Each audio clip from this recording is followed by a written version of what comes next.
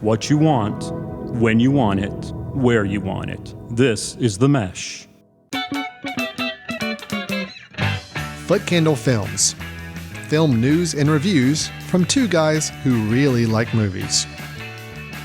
This episode is brought to you by the Footcandle Film Society. For a schedule of upcoming screenings and membership information, visit the Society's website at www.footcandle.org. Hello, everyone, and welcome to Footcandle Films here on the Mesh.tv podcast network. My name is Alan Jackson. With me is Chris Fry. We are with the Footcandle Film Society and the annual Footcandle Film Festival coming up the last week of September. Stay tuned a little bit later for more information about that. But before we get to all that, Chris, how's it going? How are you doing? Good to see you. I'm doing well. I'm looking forward to talking about, summer. There are some movies that come out and you're kind of like anticipating them because there's going to be a big to-do about them. And this week's review of Superman, it was one of those. It was like, okay, no, this is going to be a big one. No, it's not going to put it on the calendar for us to talk about. So looking forward to doing that. Okay, well, I don't know if I saw the same movie. So I don't remember what I saw. I saw some documentary, some foreign documentary. Was that not what we were supposed to see? I mean, no. What was the film we were supposed to review? James Gunn's Superman. Oh, right. No, I did see that. Yeah, okay, we're good. We're good. Phew. Yeah. Now we did see Superman, and that's what we're going to be reviewing on today's show is James Gunn as writer-director. Latest superhero installment film, but it's technically the first film in, what do you call it? The James Gunn universe, the Gunniverse. Yeah, I just James came up Gunn's with that. reboot. Whatever he's doing with DC Studios anyway. This is the first of that kind of major motion picture installment of this new universe. We're going to be talking about Superman in today's review. After we finish our review of Superman, we will have a few trailers to play of some new movies coming up later this year that we're curious about and want to see a little teaser, a little trailer about those films and talk about what we're seeing. And then I think Chris also has a recommendation for us at the end of the episode, a film recommendation of something he thinks we might want to check out or catch up with if we've seen before, but it might be a good one to check out again if we're looking for something to watch here this coming week. So Chris, are we ready to get started? I got to think of a good Superman pun to kind of kick us off into the review. Are we ready to look up to the sky? Are we ready to get up and away? Sure. All that stuff. Are we ready to go with Superman? Yes. Let's get into our review of James Gunn's Superman.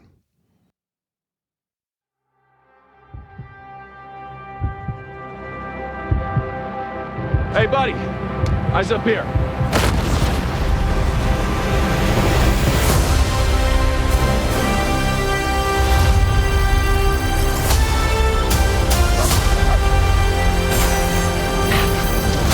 Your choices, your actions, that's what makes you who you are. In James Gunn's Superman, we start off seeing from the very opening shot, which was in the trailer, Superman has been defeated. And it was the first time he'd ever lost a battle. Kind of setting apart the framing of the way James Gunn seems to be entering his introduction to the DC universe. He's kind of his take on things. This film follows Superman as he's trying to reconcile his alien Kryptonian heritage with his human upbringing as reporter Clark Kent. As the embodiment of truth, justice, and the human way, he soon finds himself in a world that views these as old-fashioned. We have Lex Luthor in this film. That's the ultimate bad guy that he's up against. So that is familiar territory. And he's the guy who played, I'm forgetting the actor's name. He was the one in Mad Max. that plays Lex Luthor. Dang. Oh, Nicholas Hoult. Thank you. So, familiar territory, yet new territory in some ways. Ultimately, I think the big question that I have to ask you, Alan, is which cast member's grandfather is the maker of the Choose Your Own Adventure books from our childhood. That's the most important thing. Whoa, wait a minute. Hold on. See, I thought you were going to ask me, like, did I believe a man could fly? Because, that's kind of the question I was expecting. Oh, what? There was a... So one of the cast members Yes. is the grandson of the guy who created the Choose Your Own Adventure books that were big in the 1980s. Oh, yeah. Yeah. I have a whole collection still sitting on a bookshelf at home. That's awesome. From my I youth. unfortunately have gotten rid of mine. Yeah. It brings me great sadness. Boy, I have no idea. So the lead actor in this film, which this is, I can't even keep count, at least the fourth person to play Superman, maybe fifth. I don't Well, even know. in major motion pictures you're talking about? Yeah, because if you go to So, the black and white TV series, it's technically I have no idea. fourth. Okay. Fourth on So, major pictures. David Cornsweet, his grandfather was Wow. the Choose Your Own Okay. Adventure guy. Well, Yes, there you random go. useless trivia, but there you go. That is interesting. Has absolutely no bearing, bearing on on my the review of review. the film, No. but good to know anyway. So what was the question? You answered that Well, question. yeah, you've answered that. You did, yeah. So did. no, just what was your? We've seen lots of iterations of Superman. Man of Steel, and some of the other ones. I remember you being not as big a fan of. No. But what was your take on this? Yeah. So this new Superman, I think it has a lot going for it. And I did have a really good time with this film. Okay. It's not perfect. There are some things I think where the film kind of got a little full of itself and got a little away from the core parts of the film that really worked. Let me back up and explain. We have this new Superman, David Cornsweet, who I really like. Yeah. I really like his portrayal of Superman. I like the character. The character is more human. He is more emotional. But he's also still the good old Boy Scout at heart, but there's also a more human layer around him. Right. You see him get frustrated. You see him get upset. You see him mess up at times. It's like, it's a very relatable Superman as opposed to just he's this shining beacon of a perfect person. And the Clark Kent persona is kind of his put on to act like a human type of thing. Well, no, now it's like Clark Kent doesn't seem that really different than Superman, in the film, which I think is good. It's like it's just appearance. It's like he just looks different, but he doesn't act any different as a person because Superman is in himself, he's still a human. And I keep saying the word human because that is kind of a line that gets explored towards the end of the film, which I thought was really effective and worked to kind of sum up what this movie was trying to do. In the moments that the film embraces this character of Superman and his relationships with others, notably his relationship with Lois Lane, which I think for the first half of this film, and I'll say for the whole film, handled really well. I really like their relationship, the way it's set up. It's got a little surprise twist early on, which I thought was kind of effective. That kind of sets up their relationship for the film. And I liked how that was handled and done. And I liked the position we find them in their relationship with one another as this film starts. So all that's great. And when we explore his relationship with other people in the human world, his adopted parents, even the robots in his Fortress of Solitude, all those relationships are great. And that's what I think makes the film work, is seeing who this guy is and what wakes him up. Where the film, I think, loses sight of that a little bit is when it decides to go and unfortunately it's whenever it's trying to set up this bigger DC universe with more characters, more subplots, more people. And then there's a whole subplot sequence having to do with a pocket dimension that just gets way overblown CGI, just kind of mind numbing. I feel like the film just kind of veers away from what it was doing so good in the first half with character development. And then it just kind of turns into a big CGI mess of a film. I think for a good portion of it in the second half, it does redeem itself by the end. So overall it succeeded, but I wish it had kind of stayed the course. I wish it didn't feel the need to do so much setting up of other characters and other things. Cause there's a lot of people in this movie and it's like, now granted, I like a lot of these other characters. I'm not saying that the characters are not good and they're not, having fun parts to play, but it's like, the movie's just gelling so well when we're really focused in on this guy and the people close to him and those relationships. It was a little disheartening when it kind of veered away from that and kind of lost sight of that for a good part of the film in the end. But no, I think this is really good. I think this is definitely better than any Superman we've had since the first two Christopher Reeve movies. So I'm very, very happy with it. Does it beat those first two Christopher Reeve movies for me? No. Mm-hmm. There's still something in my heart where I just can't put this above those or make that match that. Sure. And I think it's really because of the reasons I was explaining a second ago. But it comes close enough. And this is a really good, fun film. Chris, this is one I know you were anticipating and looking forward to, and had some curious thoughts about what was going to happen here. So let me get your take. I want to hear what you thought of Superman. So on record as not being the biggest fan just of the Superman character growing up, I was always more of a Batman guy than a Superman guy.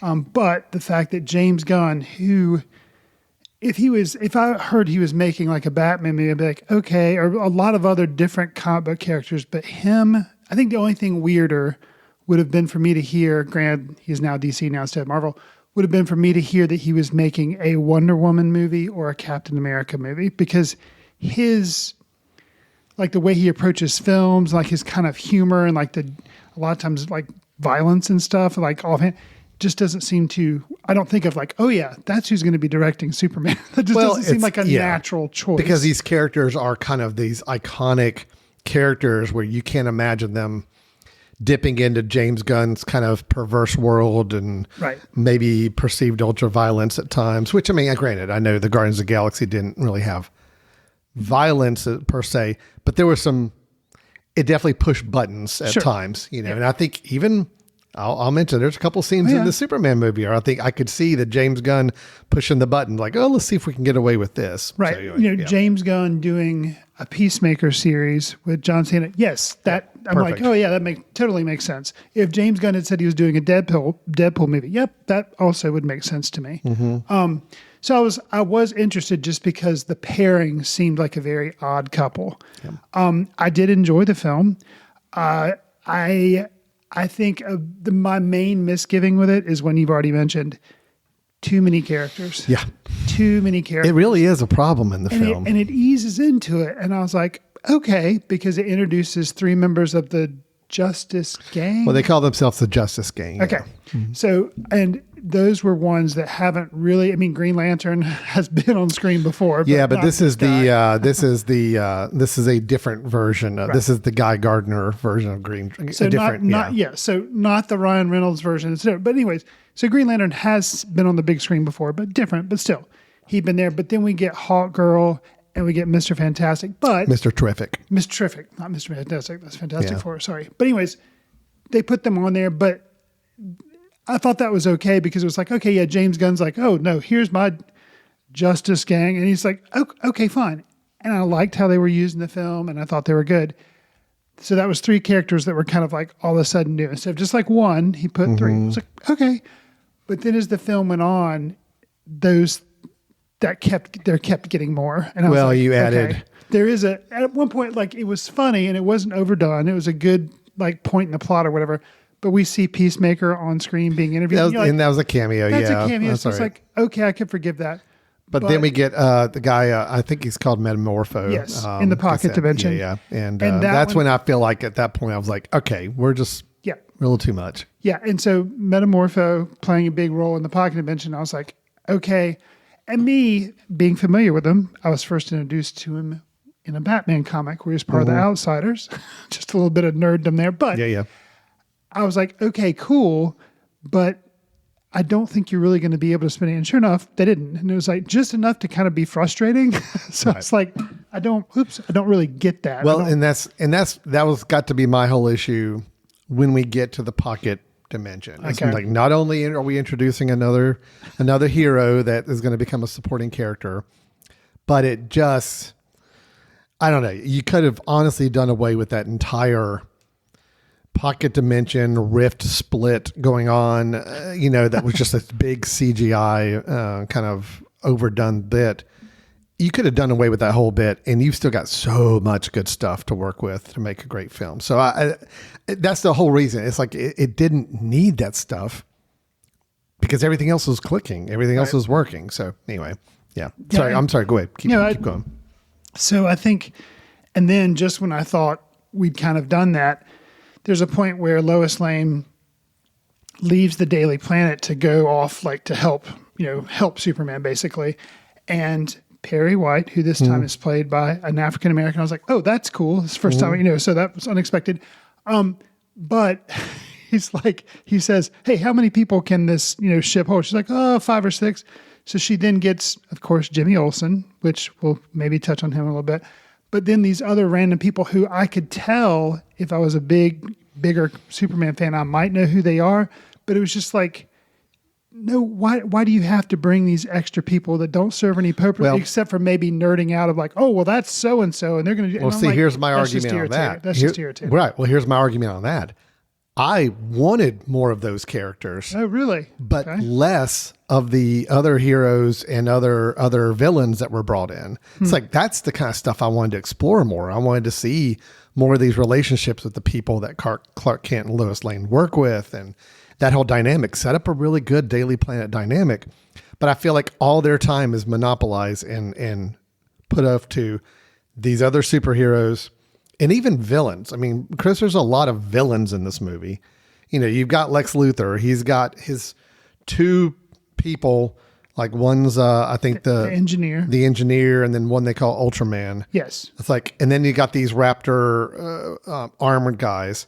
And then we're introduced at the very beginning, kind of the person that Superman gets beat up by in the very first scene that we see, this hammer of something or another of character. A country, they call it. And then we got a really fun, cool scene, action scene with a giant kaiju creature that grows in, which I loved. I thought that worked really, really good. It was just a lot of fun to see.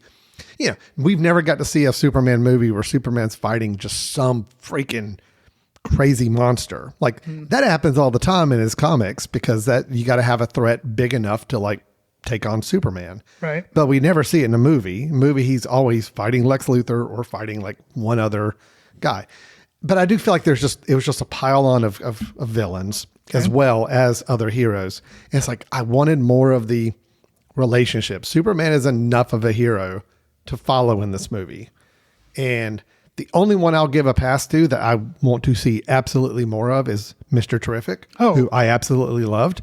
Okay. And if he had been the only other hero kind of introduced as kind of a one to help support Superman during this thing, I'd be like, totally cool. That would have worked so perfect because he's a nice balance. He's a nice kind of sparring partner for Superman. He's kind of like he kind of plays the more traditional role of Batman in that he's just like very understated, kind of dark. To Superman's always like optimism. Yeah, very serious, very yeah. So anyway, that one I'll give a pass to. I would have allowed him. Just the others, I thought, it just was taking up screen time and taking up attention that I felt like could have been better used with some other character development. So, yeah.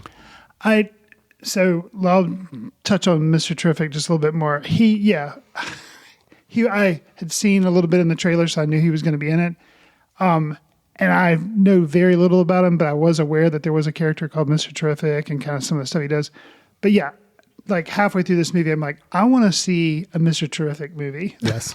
I want to see his, I would be so on board with that because the actor who I'm unfamiliar with, Eddie Gathegi, I thought he was awesome. Oh yeah. And I really, really liked it. It was great. Yeah, that was good. And like I said, I liked kind of how he was giving you kind of an alternate take on how what eventually I assume maybe will be called the Justice League by giving you it was a very James Gunn touch that I liked.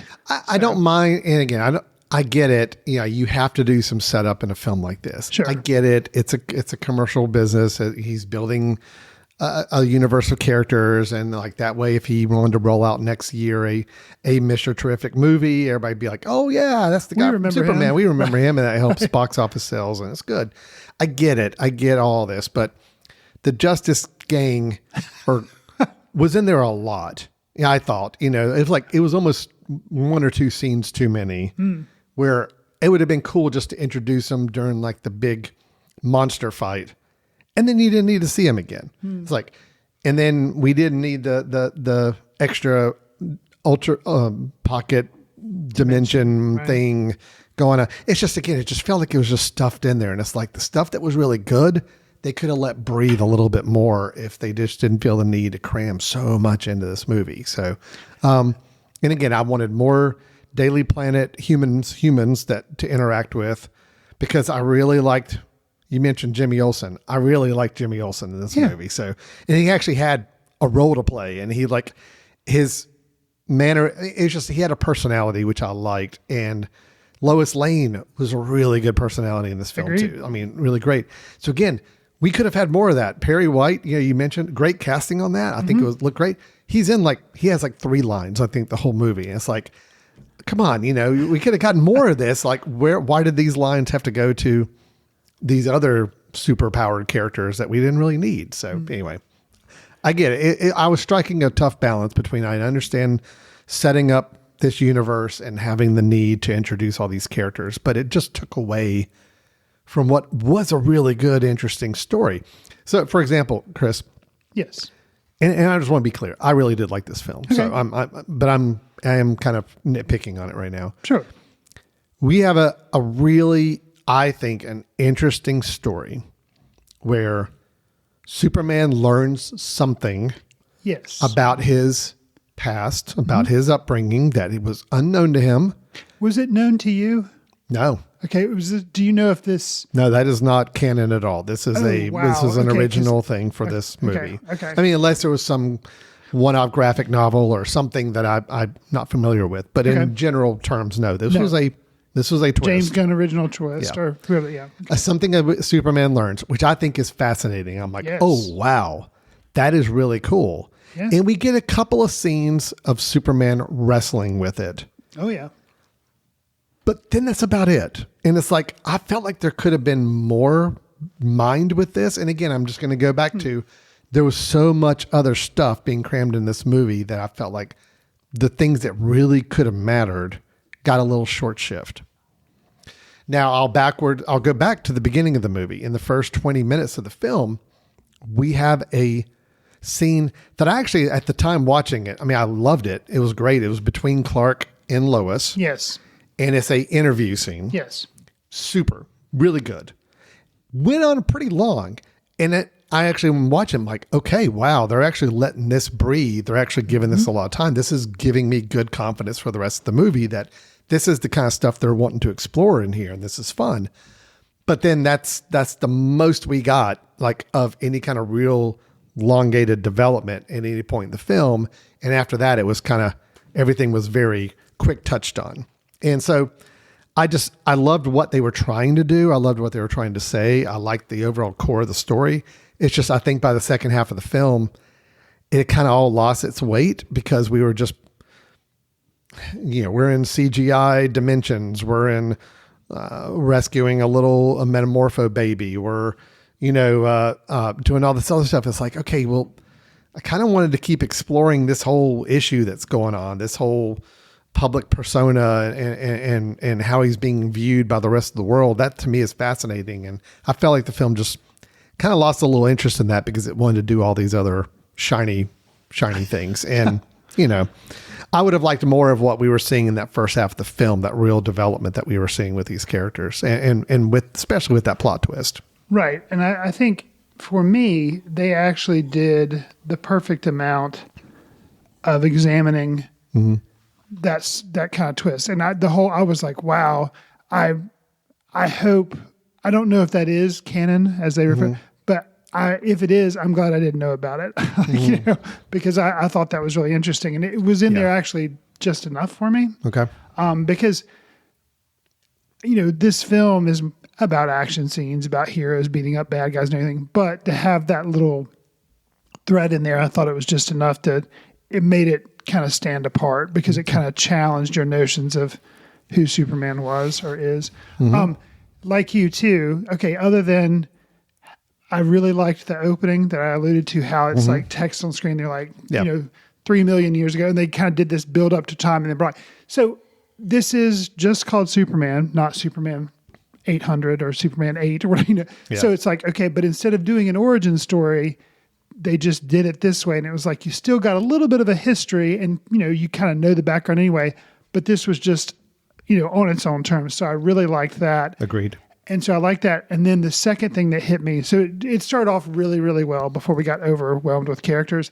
And the other thing that made me sit up and take notice was the interview scene between the early interview scene between Lois Lane and Superman, because it was like, it was still at first cutesy, kind of like something you'd see in the Christopher Reeve movie with Lois Lane, kind of the, charming back and forth. But then as it continues on, you see something about Lois Lane character. No, she is a tenacious reporter. She's good at her job. She didn't pull punches. It's like, nope, I do this. And then, so that's refreshing to see that kind of melt away, maybe your preconceived notions about Lois Lane. And then seeing Superman's facade kind of come away a little bit, because he gets irritated and he gets called on the carpet about some things. And it was very well done. Well, and again, it showed that this is a human, now a quote, human being that we're following instead of some paragon of like perfection, type of thing. He's like, yeah, like, because you're listening to Lois and you're just like, yeah, okay, she's got some points there. Right. And he's getting frustrated because I think he kind of knows in a way that she's got a point. And, anyway, he's wrestling with what he feels in his heart is the right thing to do versus what the rest of the world maybe wants to know is the right thing to do. And it's that being challenged on that was really interesting. And having that come back around when he is having towards the end of the film, kind of a confrontation with Lex Luthor. Yeah. And talks about what it means to be human Yes. and making mistakes. And you're like, okay. Yep. And that's why the film got me by the end. It's like, I wasn't really digging that end confrontation with Superman and Lex Luthor, because I thought it felt a little anticlimactic for everything we've gone through. Okay. But then when he delivers those lines, I'm just like, okay, I get it. All right.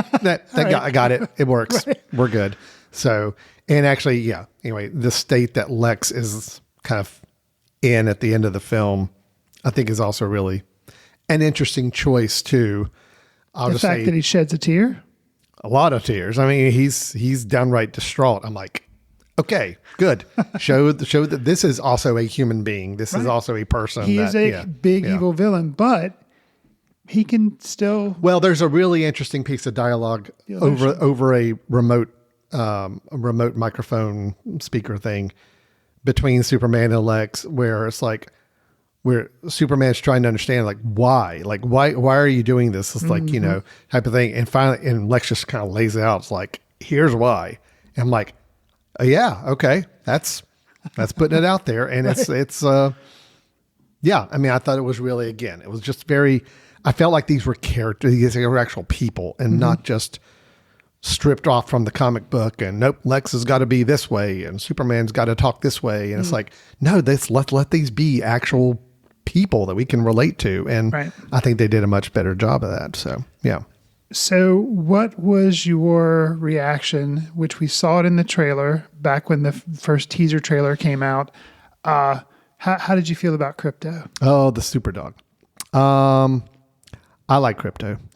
I think Krypto was good. Okay. I was worried about Krypto coming into the film because I thought the trailer, I'm like, oh, is this really the vibe we're going for? But it worked. It totally worked. Krypto's a very good boy. So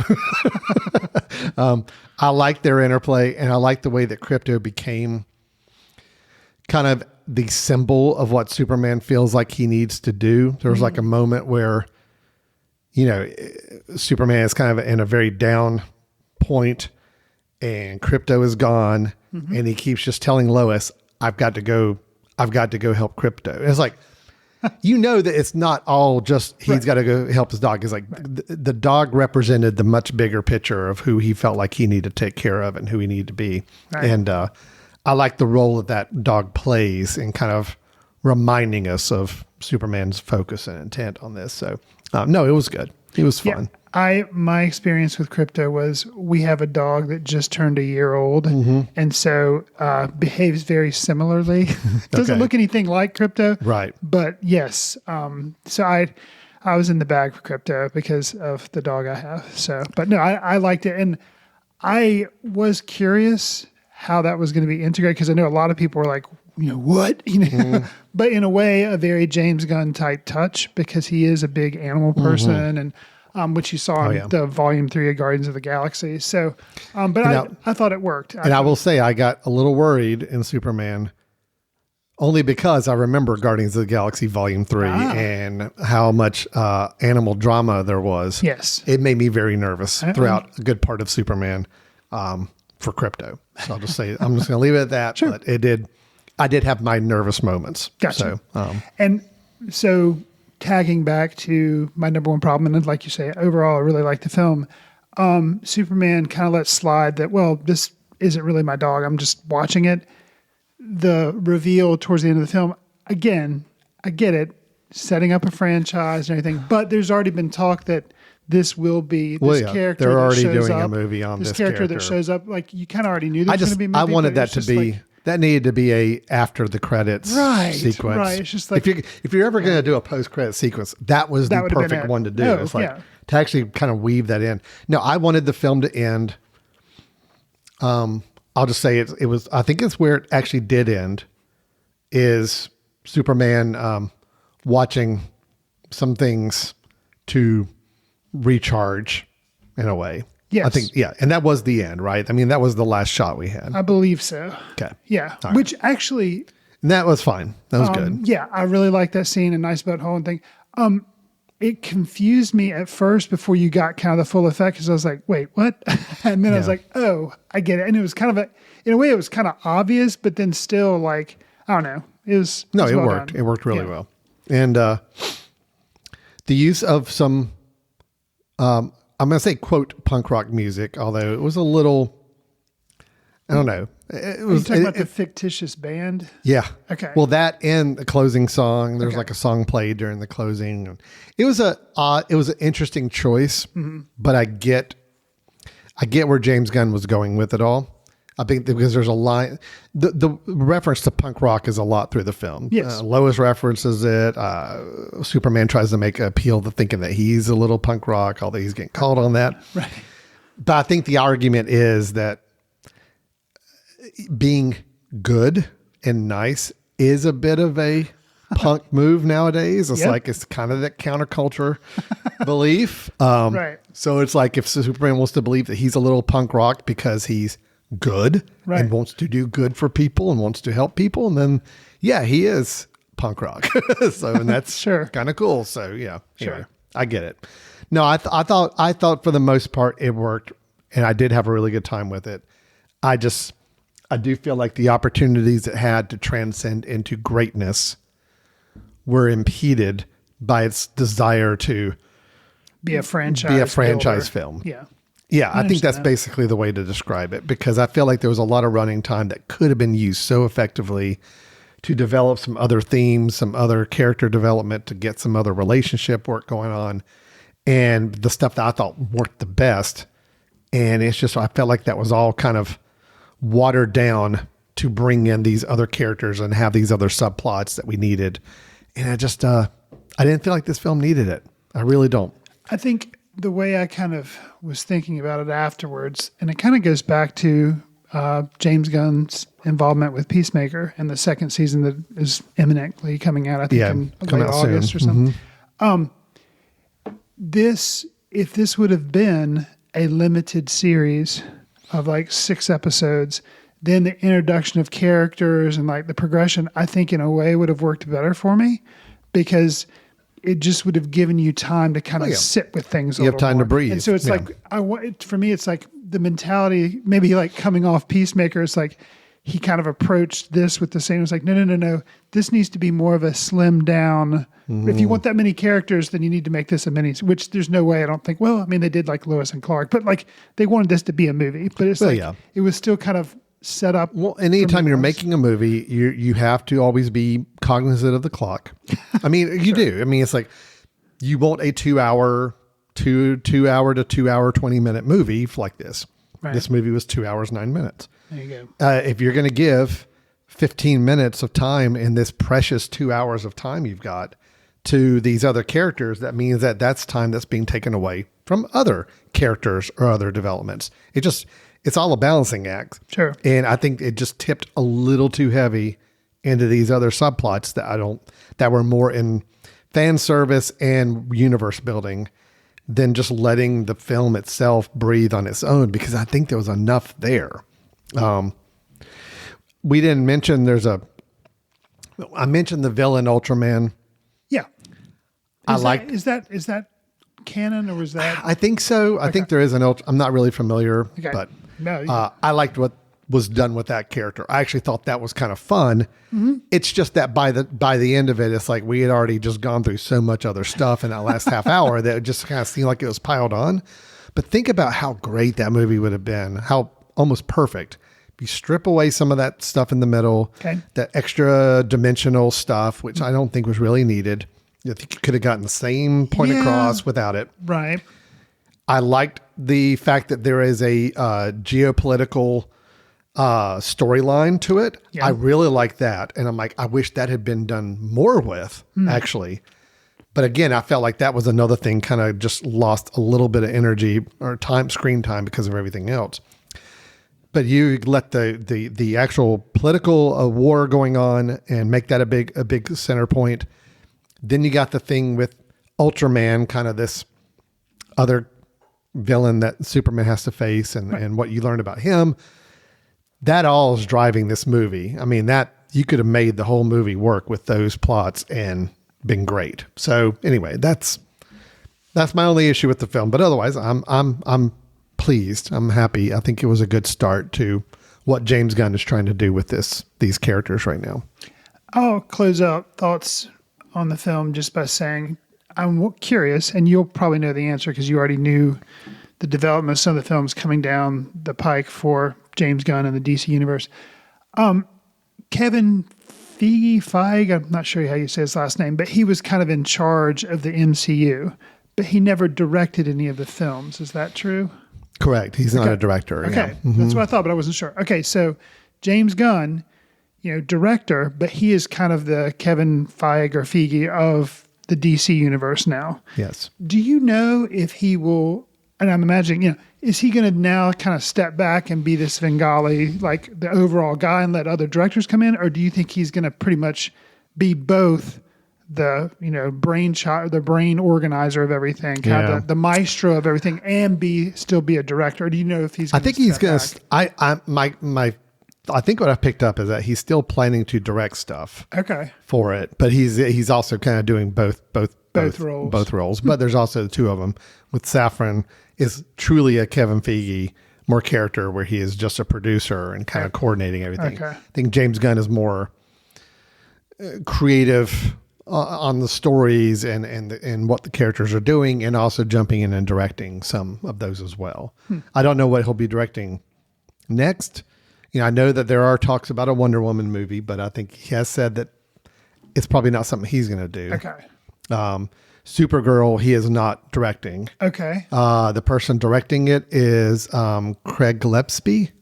Oh, that's Lars and the Real Girl guy. Yeah, and he also did something more recent. I, Tonya, there you go. Yeah. And what's one he did recently? He did something else more recently that was interesting. I'm drawing a blank, but Craig Gillespie. He did I, Tonya, but there was something more recently we talked about. Yeah. I can't remember. But that's an interesting choice for a Wonder Woman film. Yeah, what did he do? He did Cruella, the Disney film. Okay. He did the Pam and Tommy miniseries. He did Dumb Money. We talked about that. Okay. That was with Paul Dano. Right. But anyway, that's who's directing the Supergirl movie, is my understanding. And I know, which excites me because I'm a big Tom King fan, I know that in theory, a lot of it, some of the story elements are going to come from a run that he did of the comics. So yes. Tom King was called out in the credits. I don't know if you saw that or not. So it was I did not. There were a lot of credits, and I did stay through them all, but I did miss that, that one acknowledgement. Okay. Yeah. All right. So overall, it sounds like we're positive on Superman. Yeah. With some misgivings Just, but it's all, there was a Marvel movie, I think, Chris, we had almost the exact same criticism of that we liked, and I can't remember which one it was, but we liked the film for what it was trying to do, but it lost its way anytime it was trying to set up new universe stuff, new character stuff, new people. And I can't remember which film that was that we were saying that about, but I think It wasn't Thunderbolts, something farther. no, back because than I don't that. think Thunderbolts did a whole lot of setup Yeah, stuff. I don't stuff. think it did either. other than at the very, very end, but otherwise the rest of the film wasn't like distracted by it. Right. Now there was some other film, maybe it was the Captain America film. Okay. Maybe I don't know. But anyway, you basically copy and paste that criticism where it's like, Sure. yeah, if it hadn't been for that universe building work that they're trying to do in this film, I think this would have been almost, I'm not gonna say masterpiece, it would have been almost perfect if it hadn't been for that distractions along the way and getting it off its course, So anyway. All right. Well, that's Superman for you. It is had a good first weekend, so that's promising. Hopefully, it will continue to play well. I think it's worth it. I think they should, continue to have some good success with this film. I want to see it big successful. Yeah, and to me, it seems like kind of when we were introducing the show, we kind of talked about like, oh yeah, this is one of the films you hear it's coming out, and you're like, okay, we're definitely going to be talking about this. It's going to be a big summer film. Yeah, like kind of like when The Fall Guy came out, and I was like, well, if people don't like this, I don't know what people want from a summer movie. With Superman, I'm like, yeah, this seems like, your summer movie. It's has some things in it that you can glom onto and see as being serious and everything, but it's overall just meant, just as entertainment. And yeah. And the main thing is, does David Cornsweet, is he a good Superman? The answer being yes. So Yes. that's Yeah. what you can, hang your hat on. So Yeah. No, I think it's good. I do really like him in this role. So I think that's a good sign. All right, Chris. Well, we are done with the review. Let's take a quick break. When we come back, we have a couple of trailers to play for upcoming films and a recommendation from Chris on a film you ought to consider checking out. So stay tuned. We'll be right back with Foot Candle Films in just a moment. Want to discover great podcasts or maybe even start one of your own? Welcome to The Mesh, Western North Carolina's podcast network built for creators and listeners alike. From local sports and business to comedy and culture, The Mesh is home to unique voices and fresh perspectives. Do you have something you want to say? The Mesh can help you bring your podcast to life with the tools, support, and platform you need to be heard. Check us out at themesh.tv, where great podcasts live and new ones are born. Welcome back to Foot Candle Films. We had our review of James Gunn's Superman in the first half of the show, but now we are, as we try to do, we're turning our attention to upcoming films instead. So ones that we have not had a chance to watch or review yet. We are left just with the little morsels they give us called trailers to make our early assessments and evaluations of these films. We have a love-hate relationship with trailers. I mean, I love the art form. I think they're fun to watch. But I'm very, very remiss whenever I feel like a trailer gives too much away or sets unfair expectations. I think there's that. Those are two problems with trailers. Chris, before we get into these two, I wish there could be a rule where trailers were only allowed to take footage from the first half of a movie. Okay. In other words, you got to make the trailer, but the trailer can only show things that happen in the first half of the movie, like shots, scenes, lines of dialogue, whatever. Seems like I would agree with that. Because to me, that's the whole problem with it, is just that I think, anytime we see a trailer and if there's a scene in a trailer, we're kind of in our head waiting for that scene to happen in the movie when we're watching it, which again takes your brain, like you start setting up expectations of what you think is going to happen. And well, what's going to cause them to get to that scene I saw in the trailer? Well, something's got to happen. If you don't know anything about the second half, you have no inclination, no visuals to work with. I think that's where you can just kind of turn your brain off and be like, no, I just want to enjoy the film for what it is and not what the trailer tried to set up. Anyway, that's my Fair enough. little mini soapbox. Okay. The other soapbox I'll add in, we talked about it before the recording. I love watching trailers before movies in a movie theater. I think it's important. But AMC, come on now. You have now extended to 30 minutes A lot. of commercials and trailers. Now, trailers, I can partly excuse. I think there should be a limit. I think you should have maybe 3, maybe 4 trailers tops, but definitely no commercials in that 30 minutes. And you should not have to wait 30 minutes after your posted screen time to start watching your movie. I'm on board with that as well. I mean, I get it. It's a business. You got to sell other movies. You got to sell some Pepsi products. I totally get it. But come on now. If you sell a ticket for 7:00 and the movie doesn't even start till 7:30 and you got to sit there for 30 minutes. Again, I play the gamble game. I set my watch and I'm like, all right, if I buy a ticket for 7:30, which I did last night, Okay. I'm not walking in that theater until 7:50. Okay. 20 minutes in.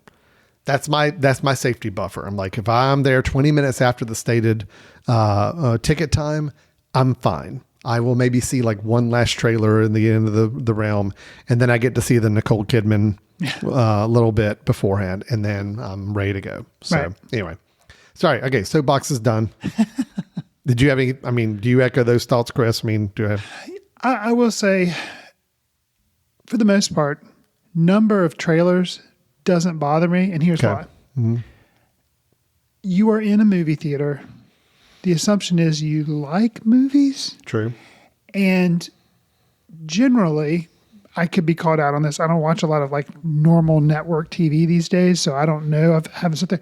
But if you see a commercial for a movie on TV, it's usually like, I think, a shorter version of a trailer because they can't play like a 2.5 minute trailer. Like that's, it has to be like 30 seconds or a minute. But that's the ad, So in the theater, when you're in that space, seeing a 1.5 or 2 minute trailer, that's kind of awesome because it's, up there on the big screen. Mm-hmm. It's kind of like the format. Now, so I'm okay. I mean, yes, I don't want like 7 of them because I do. That's what we have. Right. I 2, 3, maybe even 4. I think that's perfect. Yes. Now, ads, I have no tolerance for. Yeah. Because it's like ads are shown on the internet, on YouTube, on network TV, the stuff that I, get up and go get a snack during.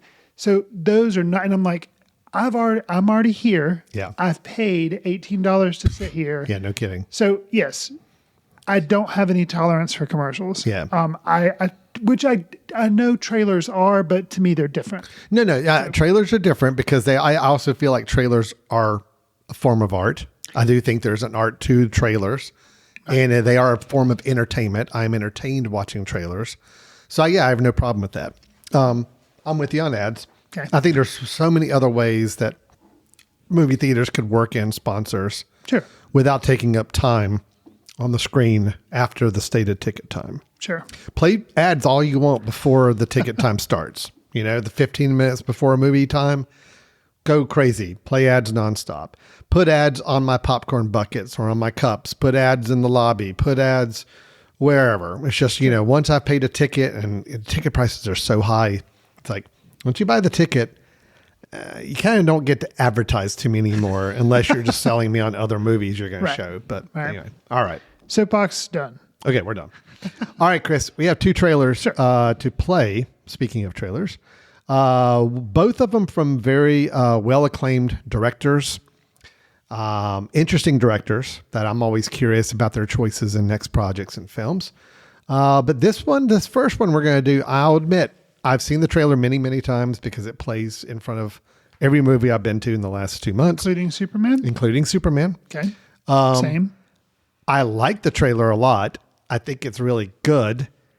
I think the movie looks fun and interesting, but it's absolutely not at all what I would expect from this director, and that being Darren Aronofsky. Mm-hmm.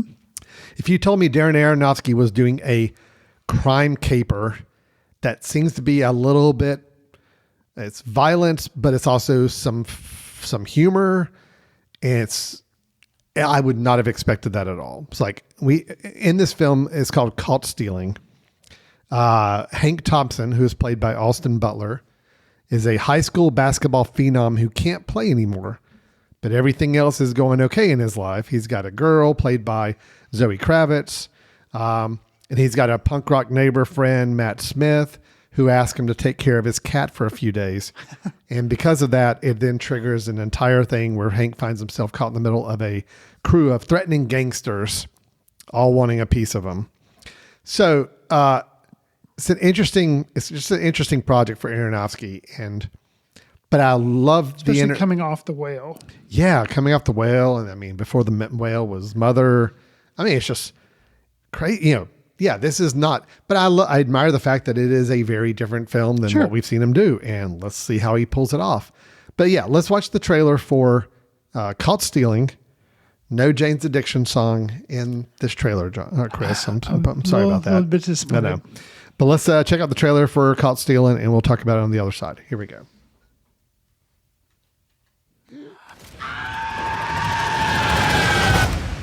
What the hell happened? Some last call. Drink them if you got them. Let's go back to your place and you can take advantage of my poor judgment. I depend on your poor judgment. I want to know if I can take this seriously. What do you need to take us seriously? Come on, kids, get a room. Sorry, Miss Kitty. Oi! All right, so that is the trailer for Caught Stealing. Chris, I know we've seen this several times already, but Yes. just you got some initial thoughts? Any reaction to what you're seeing there? 2 words. Yeah. Guy Ritchie. Yes, there's a Guy Ritchie vibe. I couldn't, this viewing of the trailer, that we just had made me finally realize that's what is off to me about this, because it's kind of a crime caper with some witty dialogue, fast cutting. You have the song. I'm like, this doesn't seem like the Aronofsky I know of The Whale and Black Swan. And, it just doesn't, and Mother, it just doesn't, And then I was like, you know what? This seems to me like a Guy Ritchie movie. But Lock, isn't that Stock, and Two Smoking yeah. Barrels. So it is interesting, like you're saying, Yeah. that he's trying something different, but it's different from the trailer. It's different in a mold that is exactly the same as something else that I've seen many, many times, and especially with Guy Ritchie, Diminishing Returns. Well, all right. So it just I hear seems what you're very saying. generic in Yeah. another person's style, if that makes sense. My hope is that because it's Aronofsky, there's going to be Something more. And I'm hoping so, because you're right. On the surface, it's a pretty cut and dry. Guy gets mixed up in a criminal underworld situation. I mean, we've seen that before, and that's been done before. So yeah, I get that. My hopes are it's better than that, just because of the talent involved. Well, and humor is not something I would normally see in an Aronofsky film. When have we ever had a movie from Aronofsky that had laughs in it? I don't recall. No. This trailer already had moments to let us know that it's going to be it's one of those violent action movies that also has a lot of comedy in it. It's the more the ridiculousness of the situation. Sure. But I mean, the cast though, it's good Lord. I mean, Vincent D'Onofrio and Liev Schreiber is the two. Yes. Seem to be the two heavies in the film, the two bad guys. But for me, the thing that is very jarring, because I still like Doctor Who, but I haven't watched it in years. Matt Smith as a mohawk wearing, that was what? So yes, interesting casting. Very interesting casting. So I'm excited for it. But I am a little worried that they've been playing this trailer nonstop in every movie that we've been to in the last several weeks, and it seems a little desperate to get it pushed out there. So we'll see. I'll see. Okay, but I'm curious. Last little bit of soapbox to end this segment we're bookending with soapboxes. We still have one more trailer. Also a rule that you can only show a trailer for a film at max 3 months before it comes out. And here's why.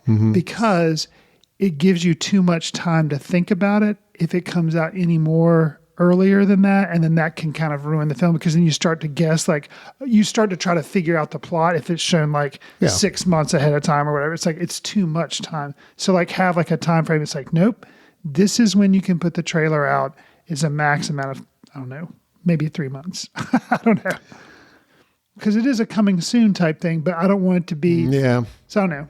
Well, the one trailer that I just now realized has technically been a teaser trailer release that we haven't talked about. Oh. And I don't know if you saw it.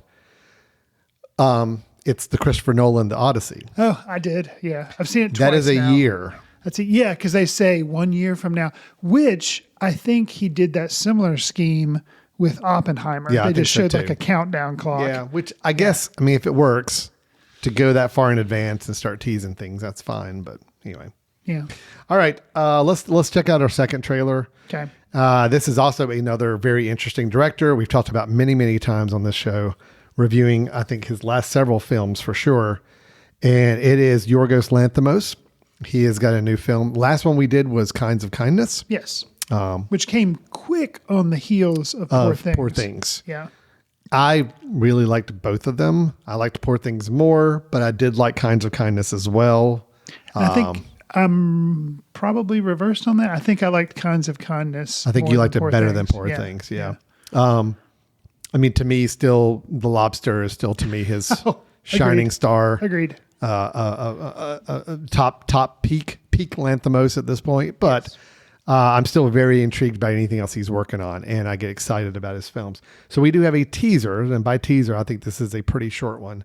For his new film, it is called Begonia. And just as a quick little one-line synopsis that I have available to us about this film, two conspiracy-obsessed young men kidnap the high-powered CEO of a major company, convinced that she is an alien intent on destroying planet Earth. We have Emma Stone, Jesse Plemons, Alicia Silverstone is in this movie, which I did not know until I just saw the cast list right now. Interesting. Yeah. So we have Begonia. Let's check out the quick teaser trailer for that. It all starts with something magnificent. A flower, then a honeybee.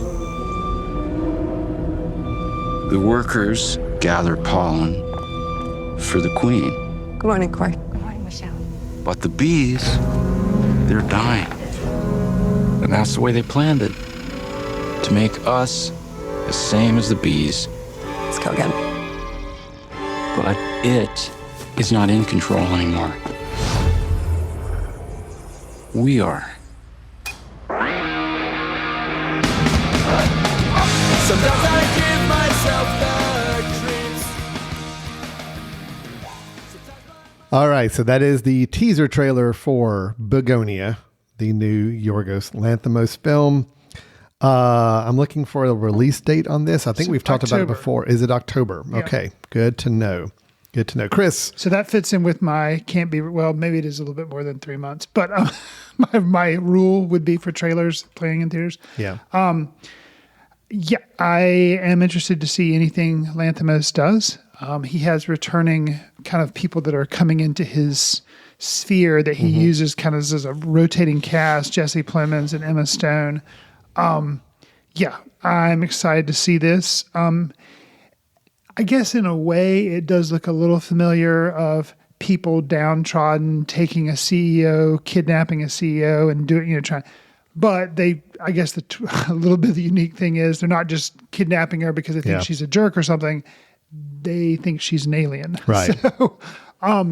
So yeah, I'm interested. It definitely looks like it has the Lanthimos touches all over. Interesting that they chose, I guess maybe they're his two Oscar-nominated films. They were said from the director of Poor Things, the first thing they mentioned, and then The Favorite. So I think they left out like Kinds of Kindness, which would be his more recent. But I get That wasn't a draw. That was not a big hit. Where The Favorite and Poor Things definitely Oscar nominations, and they were, I think, more winners, bigger, as well. Yeah. bigger, a little bigger commercial films than some of his other ones have been. Right. So I'm very excited. October 31st is release date here in the U.S. Okay, so just that curious timing. I mean, because it's before the, I guess award season, but it's like October and October 31st being Halloween. Like, but I don't think these last couple films have been award targeting films for him at all. I mean, he's not. I think The Favorite. And I could see Poor Things. Yes, I think they were Emma Stone who won. Well, bigger, grander movies. They had a lot more going on. Like visually, they were very intricate films, and I don't know. They seemed to be a little more playing towards, hey, I wonder if we could get some award recognition for this. Sure. Kinds of Kindness and now Begonia do seem to be a lot more similar in their style and tone. Sure.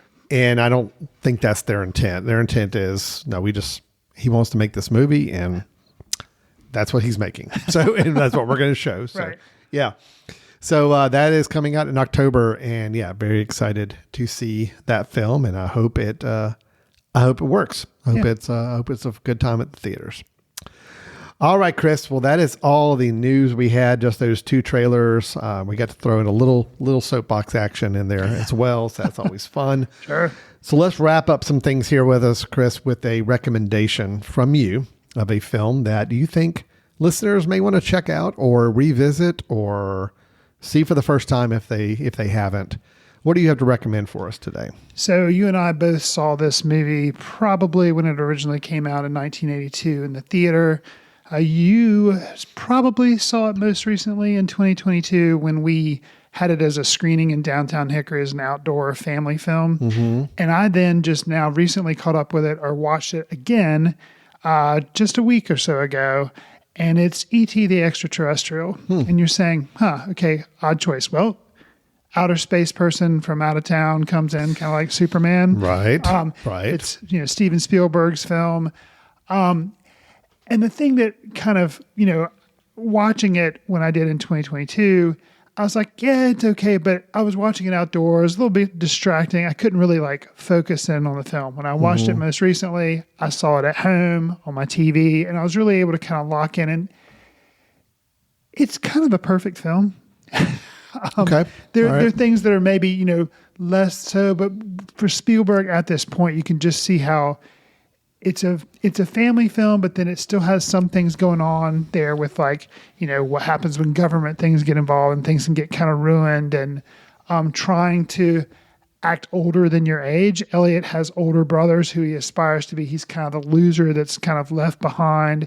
There's family stuff going on with the mom and the absent father. There's all this stuff that when I was able to kind of refocus on, I was like, yeah, there's actually a surprising amount of stuff going on, but not all government or people are evil because there is a scientist that kind of helps me. So it's kind of tries to give everybody in the film a fair shake. Even his brother, who starts off as kind of a jerk, kind of comes around as well. Sure.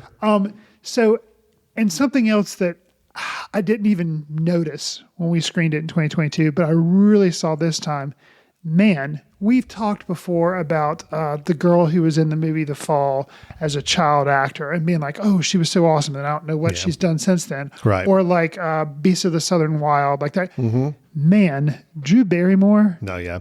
She's good. She is such a and it's she's been in other movies since then, but it was I don't know. She's never been better than she was in E.T. I don't think. I mean, Possibly she's not. just amazing. Because she's able to be dramatic and she gets sad when things happen to E.T., but also just she has this, even for a little kid, kind of winking at the camera sometimes. And I know what I'm doing. I know I'm cute. Stuff like that.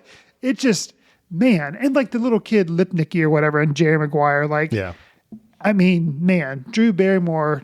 Oh, that's true. Amazing. Outside of Drew Barrymore and E.T., I do think Jonathan Lipnicki and Jerry Maguire might be the other cute kid performance I can think of that's they just nailed it. Because Home Alone kid, Macaulay Culkin, he was still older than Drew Barrymore. Right? He's definitely older than both of them. Okay.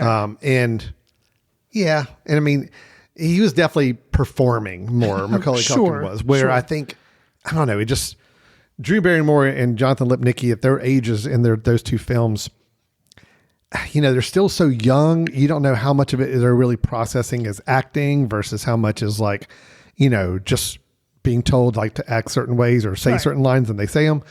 But there was just something to both of those performances. Wow, that just, the kids got you, man. They knew how to handle themselves on the camera. So yeah. Yeah. I mean, Henry Thomas, who's good as Elliot. But he's older. He's But I think Drew Barrymore is in danger of stealing the movie from him at several points because she's just so good. So And it is streaming. So if you don't own a copy or your parents own a copy, you can borrow from them. Yeah, it's on Hulu, but you can rent it almost anywhere. Your library probably has a copy. You could actually go check out the DVD. But that's my recommendation. I think that's a good one. The Extraterrestrial. Yeah, you might have seen it, but it might be worth kind of revisiting. It's always worth a revisit. I agree. Look, I am going on record saying, it's not one of my absolute favorite Spielberg films.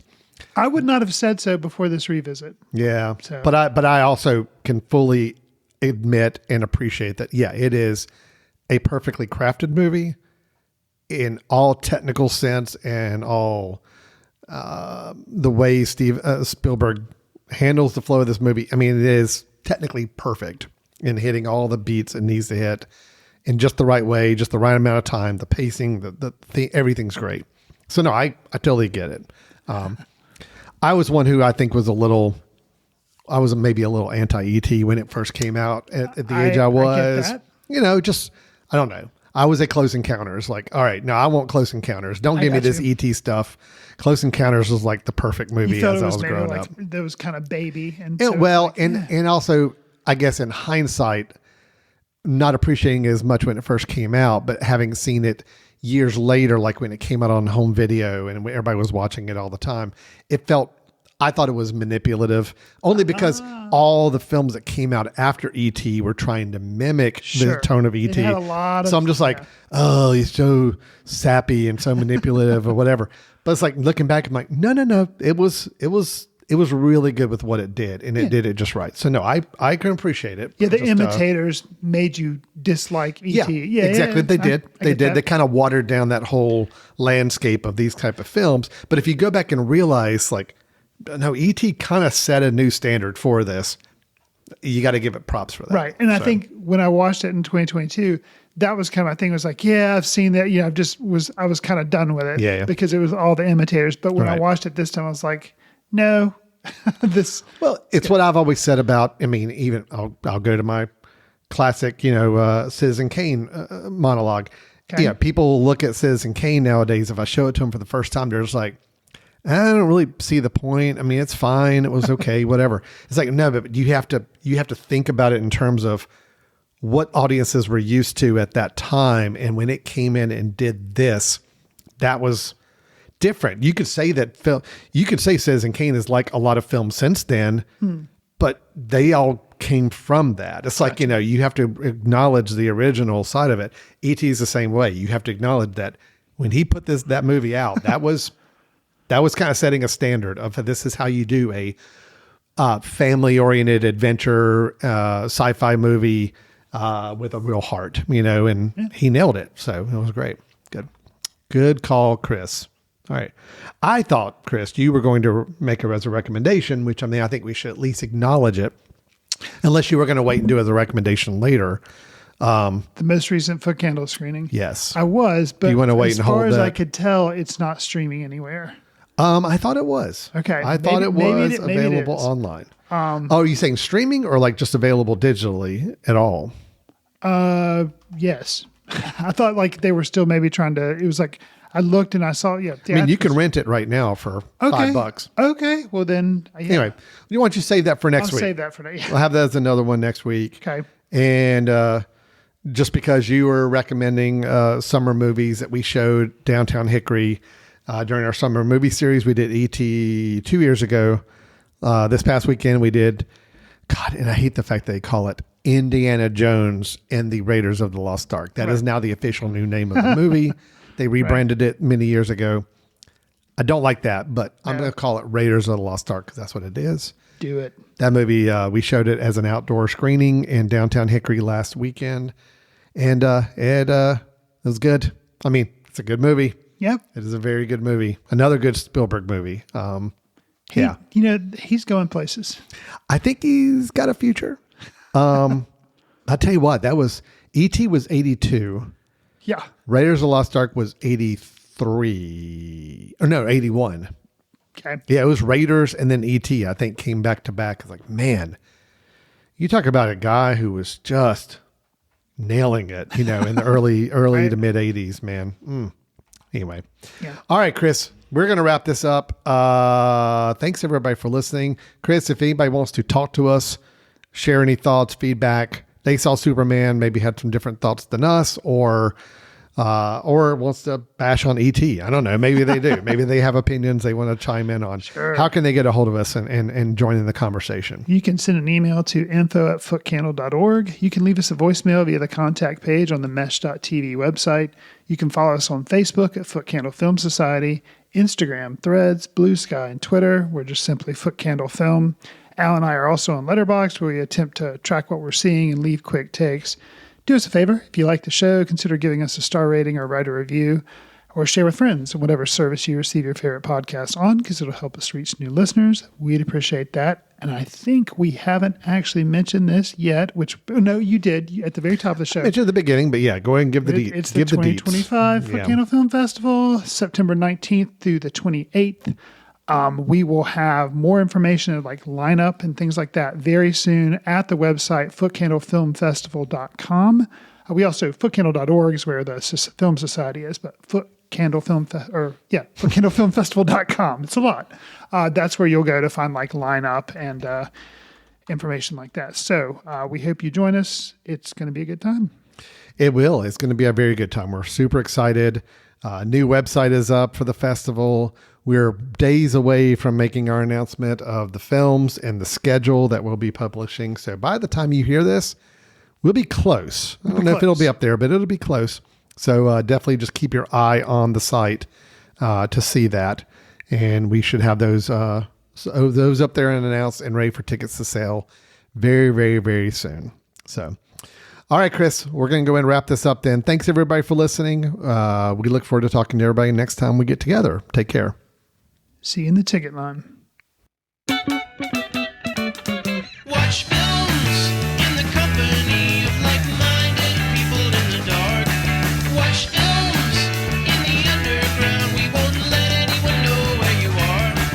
The films that don't make it to Carmike at the mall, or ones that were famous when Grandpa would watch films out of the reverence of the heritage of an art.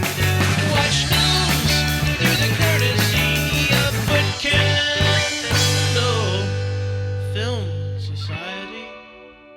Special thanks to Carpal Tuller for the show theme music. For more about Carpal Tuller, visit www.carpaltuller.com. You've been listening to The Mesh, an online media network of shows and programs ranging from business to arts, sports to entertainment, music to community. All programs are available on the website as well as through iTunes and YouTube. Check us out online at themesh.tv. Discover other network shows and give us feedback on what you just heard.